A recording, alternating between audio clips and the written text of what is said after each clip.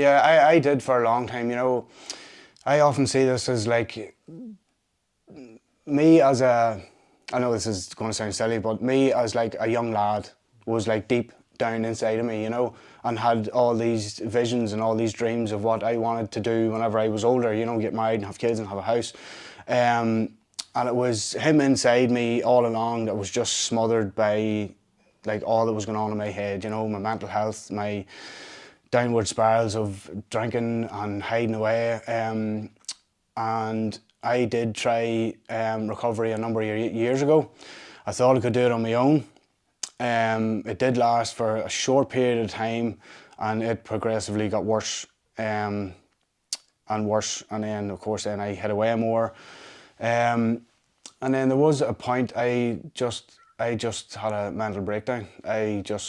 It felt like I was living a double life, you know. There was this life that I was perceiving out to be, you know, the yes man, the happy-go-lucky guy, the fella that, you know, so outgoing, so confident, so outspoken, but deep down, whenever I was in my own head and in a room, a deep, dark place, that was whenever I totally just collapse, you know.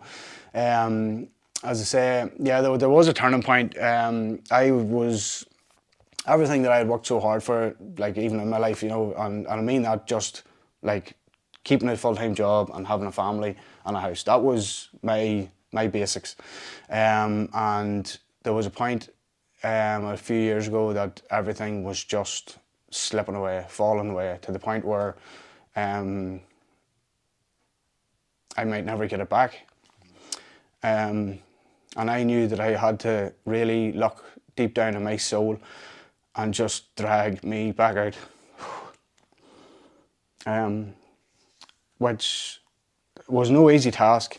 I suppose at the start I wanted everything done quick. You know, the process. I didn't realise the process of it.